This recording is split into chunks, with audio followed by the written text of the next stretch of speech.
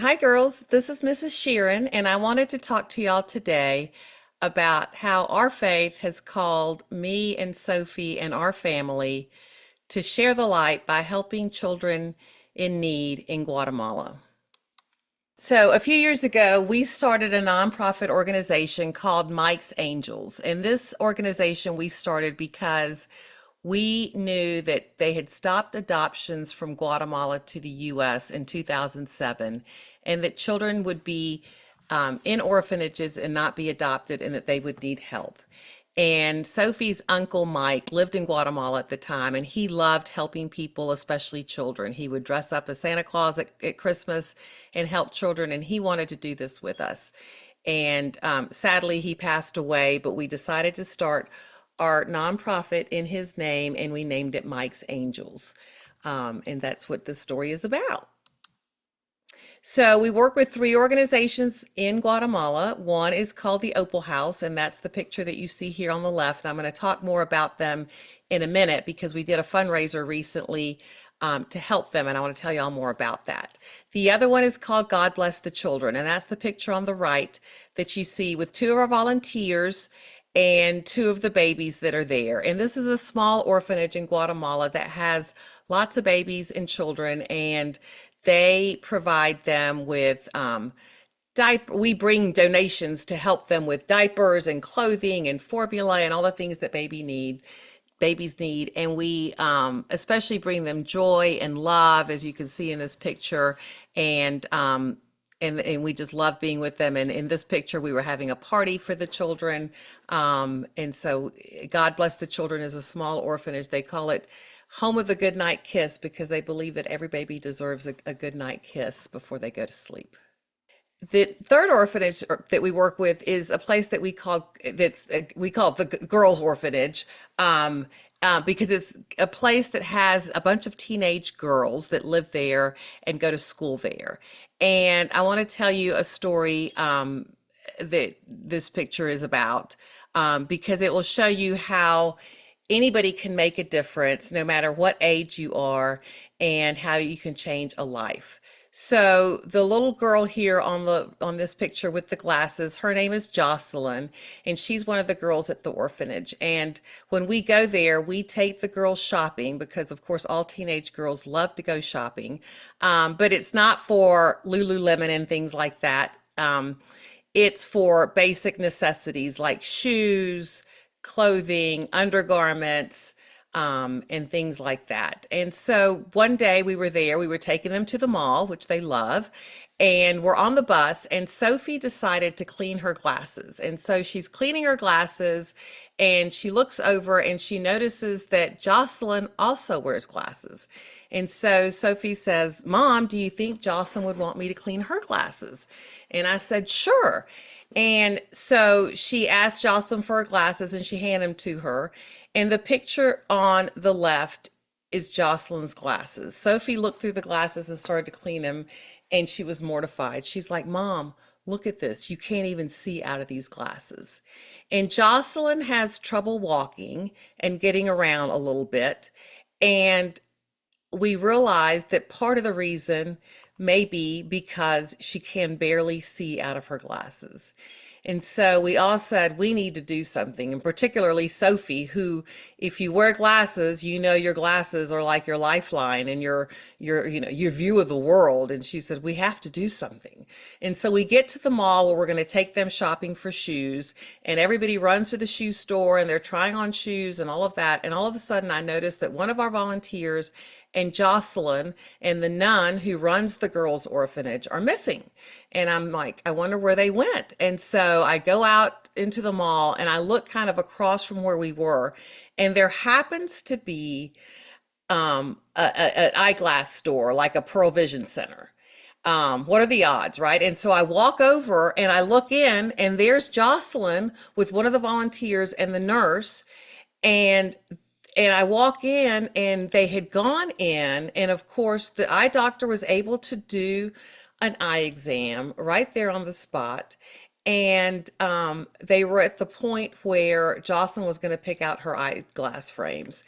And She was so happy that she was moved to tears. And it happened that the girl that worked at the eyeglass shop used to go to school at the girls' orphanage. So they're all in tears, crying tears of happiness. And at that point was where you pick out your eyeglass frames, which here in the United States, we will spend a lot of time picking out the right frame and looking at trying on a bunch of frames. And that's the most important part, is how are these glasses going to look on me? And when we got to that part, Jocelyn didn't really care. She was just so excited that she's going to be able to see that it's like the first pair of frames that she tried on. She's like, these look great. She was happy and she was ready. And so um, we got her the glasses, and you can imagine that was life changing for her, and how a simple thing of Sophie, offering to clean her glasses and realizing that she had a problem, and how we were able to come together quickly and help her, and how quickly, with God's help, we can change and help change people's lives, was just amazing. And so I just love that story. So we do mission trips almost every year, and our next mission trip is going to be April 1 through 8th, 2026. So it's going to be during Holy Week, and I wanted to show you all these pictures because we've been one other time during Holy Week, and Holy Week is just a beautiful time of the year in the Catholic Church, as you all know. But in Guatemala, it's just even more spectacular in certain ways. And one way is this, the pictures that you see here. In this town called Antigua, which is one of the towns that we stay in, the people that live there will make these rugs, waiting for processions of Jesus to come down the street. And they will make these rugs. You see some of these are made out of like colored wax. The ones in the middle are made out of vegetables. You see like a big cross here made out of a big red cross made out of like tomatoes with a big lettuce in the middle. It is unbelievable. Some of them are made out of flowers, and they spend hours and hours and a whole night getting ready for Jesus, especially on Holy Thursday going into Good Friday, because Good Friday, as you know, is just a very special day for us, and they prepare for that day. And so we got up in the middle of the night on Holy Thursday, and we went out to see the rugs, and people were still, they'd been working all night putting together the rugs. And I started asking people, like, what time did the procession start? What time did the procession start? And they said, you mean what time is Jesus coming? Because they do processions of Jesus at different phases during Good Friday. And I'll show you some of those pictures. And they were preparing for that. And after they spent the whole night and hours preparing for Jesus, the processions will go over those. They're like parades, and they'll just destroy this. But they've done it for Jesus. And it's just beautiful. And I would love for any of you that would like to go with us on the next mission trip to join us. It's just an amazing, amazing experience. Here are the picture of the processions that I mentioned. And the processions are, all during Holy Week, but especially on Holy Thursday and Good Friday. And so you see Jesus on the cross up here on the left. In the middle, you see Jesus is like in a tomb. So it's different days. And then here you see Mary in red up at the top. Jesus in the middle here is carrying the cross. And so this is like the Stations of the Cross. So they'll do some of the processions will have the Stations of the Cross. These are all different processions on different days. So you can see they wear different colors. Some days are purple, some days are red, and then white. And then of course, this one, if you see Mary here on the right bottom, she's wearing black. And that's on Good Friday. On Good Friday, it's very solemn, and everybody wears black, and it's very different. But you also see pictures of these little girls, and you see here on the left middle, little girls are carrying some of the floats, so to speak, through the parade, through the processions. And they're very heavy, and they take turns, and they walk for miles and miles. And so it's just an amazing, amazing thing to see. And here's some other views of Guatemala and Antigua, which I said is the town where we stay. This big yellow arch in the middle, you may have seen that if you've ever seen a picture of Antigua. It's very famous. And this beautiful church on the left. Up on the top is some volunteers that are looking out, watching the sunrise at the Opal House, which is what this middle picture with the bell also is. The Opal House is a place that we help in a rural area, but it's really beautiful. It overlooks this beautiful lake that's surrounded by 12 volcanoes that represent the 12 apostles. And so I said I wanted to talk a little bit more about the Opal House. So this is Dr. Will, and he and his wife Diane started the Opal House. They are Americans, and they went to Guatemala like 15 years ago, and they felt a calling from God to help the children in this rural area of Guatemala. So they packed up all their stuff, moved to Guatemala, gave up their life in the US, and I'll show you what their life is like now. But as you can see, Dr. Will is very happy, and he drives his ATV around the farm. It's also a farm where they live. And these are some of the ways that Mike's Angels has helped the Opal House. So sometimes if we have volunteers who are very artistic, you can see here on the top the mural of the Opal House that somebody painted on one of the walls there. On the right, it says Mike's Angels. That's the entrance to a classroom that Mike's Angels raised money to help build at the Opal House. In the middle, you'll see we also raised money one year for a big playground. And then the two pictures on the side, you'll see it says Estudio de Arte Angelina. That is my daughter Angelina when she was also a Girl Scout. At the end of the school year, the Girl Scout troop had money left over. And they said, if anybody is passionate about a nonprofit or a cause, they can make a presentation to the Girl Scout troop, and we will donate the money that we had left over, like $300 or $400, to that cause. And so Angelina made a presentation on Mike's Angels, and specifically, she had noticed on our last mission trip that at the Opal House, they didn't, even though it's a school, the kids did not have a place to do art. They didn't have an art room. And she loves art, and she thought, wouldn't it be great to have an art room? And so she won this donation from the Girl Scout troop. So she took that money, and we told people about it. She told people about it. Other people gave her money, and she was able to do this art room in Guatemala. They painted the walls, as you can see here, and she bought all the donations of all the art supplies that the kids need and did this art studio. So again, I think she was in fourth grade at the time. Young kids can have a big impact there, and they still have Angelina's art studio at the Opal House, which is amazing, and they enjoy it and use it every day.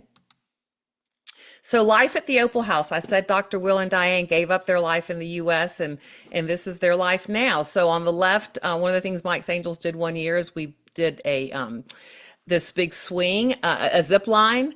And so there they are on the zip line. And on the right is a truck that they drive around this farm where they've piled all the volunteers in to go out into the farm. So it's a lot of fun, but very different life.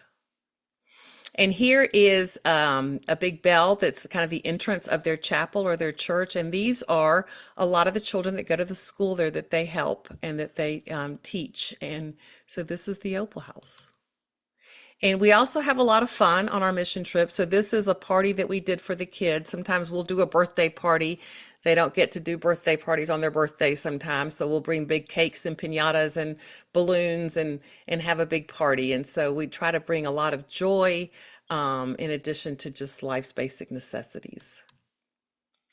And this is the view from the church at the Opal House, which is just spectacular. As I said, it's overlooking a lake surrounded by 12 volcanoes that are all named after the 12 apostles. And this is Diane on the left, Dr. Will's wife, and some of the kids dressed in their local attire with some of their teachers. And this is them on their Independence Day with the Guatemalan flag. They do like a big parade. And here's some pictures of them at the school. So we said this is the Mike's Angels school or classroom that we helped build. And these are some of the kids there, and they have a Montessori school. And so that's how they teach at their school.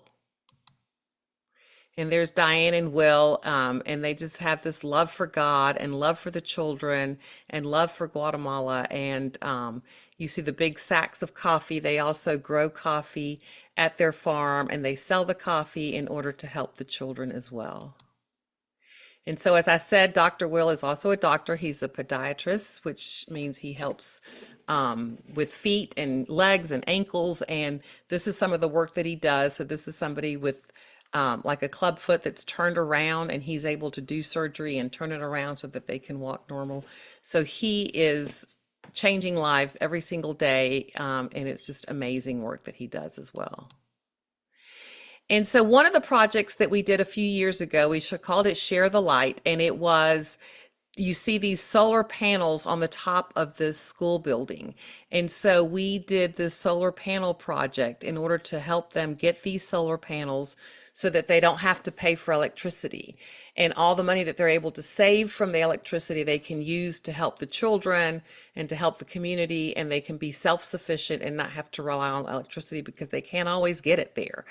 And so this, I think they said, paid for itself within just a few years, and now they kind of have free power because of these solar panels, which is amazing. And so we recently did a fundraiser to help them with what we're calling Share the Light 2.0. So they want to build a new building at this site where they're standing, which, as you can see, is just beautiful. But they're going to build a new building there, and they want to install solar panels. And they asked Mike's Angels if we could help them with this project as well. And there they are starting the construction already. And we did a fundraiser and we asked for donations to help with the solar project. And Dr. Will had asked us for $5,000, and that was our goal. And because of some very generous donors and people that are called to help, we were able to raise $6,000 in order to help them get their solar project done. So it's very exciting, and it's great to see how we can continue to help there. And we love doing that. And of course, we want people to join us for our 2026 mission trip, and would love for you all to do that as well. And so just thank you for listening. Here's some of our volunteers at the end of the mission trip. They're just happy. The volunteers get as much out of it as the children do. There's Sophie on the right, and our favorite volunteer, the dog there, and there's Dr. Will.